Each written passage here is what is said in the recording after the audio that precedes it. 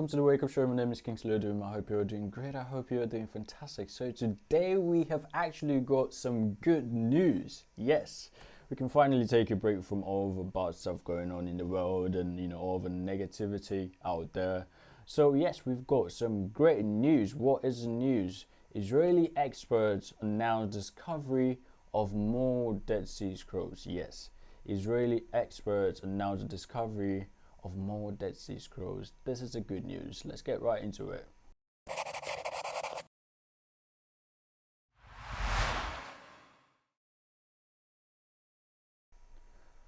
Alright, so thank you again for joining me. If you listen via podcast, thank you.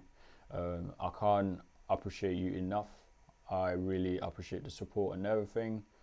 Keep liking, subscribing, commenting, sharing, and all the lovely stuff. It really means a lot. And hey, feel free to follow me on Twitter. I'm quite active on Twitter than the other social media platforms. So follow me on Twitter. I'll include the link in the video. So yeah, let's get right into it. Now, that story kind of links in with one of my videos I did a couple of weeks ago. I think that video was one of the first videos I did, talking about the reliability of the Bible, the authenticity of the Bible, and the discovery of these Dead Sea Scrolls actually renders more evidence to the claims I was making in that video. I will include the link in this video. If you're listening via podcast, you can go back to a couple of episodes and then bring it up. Let me see what episode it was. I haven't got it, but you can find it there, talking about the reliability of the Bible. So for those of you who do not know the Dead Sea Scrolls, they are a group of manuscripts, right, which dates about 250 BC, and they were found in Qumran in 1940s, and they actually they actually correspond quite well with the Masoretic text. So the Masoretic texts are basically the traditional Jewish canon. So they have got I think 24 books. In the Christian Bible, we've got, I think, we've got 66 books in total. But then the Jewish canon is mainly the Old Testament. And so they have that. And the Dead Sea Scrolls, they actually, when they found the Dead Sea Scrolls, now these were found by a group of, shepherd boys. They were just chilling, tending to the sheep, and they happened to stumble upon it.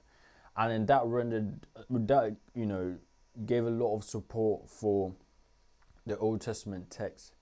And, people stopped talking about the idea that the Old Testament was manipulated to fit the New Testament, because a lot of people didn't want to accept the New Testament. And so you have all these stuff going on.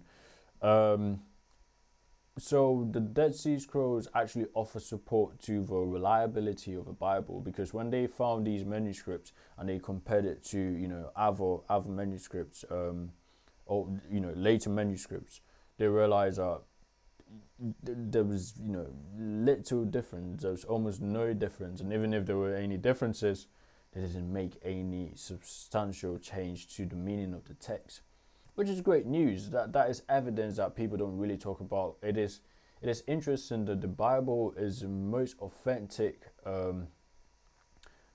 piece of historical document we have around, but then for some reason people think it has been altered so much, especially people of other faiths, like our Muslim brothers and sisters.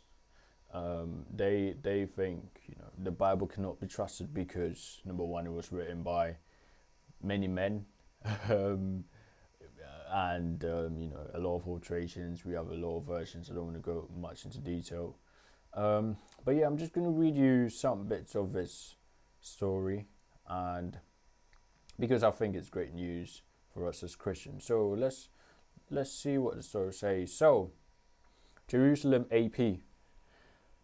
Israeli archaeologists on Tuesday announced. So the story was on March the 16th. I don't know what Tuesday they were talking about. But anyway, let's go on. Israeli archaeologists on Tuesday announced the discovery of dozens of Dead Sea Scroll fragments bearing a biblical text found in a desert cave and believed hidden during a Jewish revolt against Rome nearly 1900 years ago. So the fragments, I think they're talking about the one they just discovered. The fragments of parchment bear lines of Greek text from the books of Zechariah and Nahum and have been dated around the 1st century based on the writing style, according to Israel Antiquities Authority. They're the first new scrolls found in archaeological excavations in the desert south of Jerusalem in 60 years. Right. They're going to say the Dead Sea Scrolls. The Dead Sea Scrolls, a collection of. Oh yeah, so they're talking about the Dead Sea Scrolls. So the Dead Sea Scrolls, a collection of Jewish texts found in desert caves in the West Bank near Qumran in the 1940s and 1950s, dates from the 1st century BC to the 1st century AD. They include the earliest known copies of biblical texts and documents outlining the beliefs of a little understood Jewish act. Right, so the roughly 80 new pieces are believed to belong to a set of parchment fragments found in a site in southern Israel known as the Cave of Horror. And they go on to talk about the Cave of Horror. We're not going to go into it. Let's see. So they quoted a Dead Sea Scroll researcher in Israel, and he said that we found a textual difference that has no parallel with any other manuscript, either in Hebrew or in Greek. He referred to slight variations in the Greek rendering of the Hebrew original compared to the Septuagint, a translation of a Hebrew Bible to Greek made in Egypt in the 3rd and 2nd centuries BC. And go on to say, when we think about the biblical text, we think about something very static. It wasn't static. There are slight differences, and some of those differences are important, said Joe Uziel, head of the Antiquities Authority's Dead Scroll Unit. I hope I pronounced that guy's name right. If not, Mr. Joe, I'm sorry. Every little piece of information that we can add, we can understand a little bit better how the biblical text came into its traditional Hebrew form. And they go on and they go on and they go on. So, okay, actually, let me show you some of the stuff they've got. So, I think these are the pieces they found, or the fragments they found. We've got a lovely lady holding it up for the camera. We've got more fragments and more fragments. I don't know what they're doing, whatever test they do, they're doing it right there. Yeah, so you get the point. You can go on and have a look at the article. Yeah, so what does this mean? What does this mean for us Christians? I believe it is a reassurance, and it gives us that reassurance that we don't believe in a made-up God, right? And we actually have some evidence for what we believe in, because we need to remember that the Bible is the most authentic piece of historical document we have around, right? And people, for some reason, just seem to ignore it and then just go like, oh yeah, the Bible is just, made up of fairy tales and blah, blah, blah, blah, blah. And they don't realize that there is evidence to it. And if they seek with a diligent heart, they're going to find answers to whatever questions they have. Now, obviously, this is not absolute evidence that, the Bible, in terms of the textual validation. It is not like absolute evidence.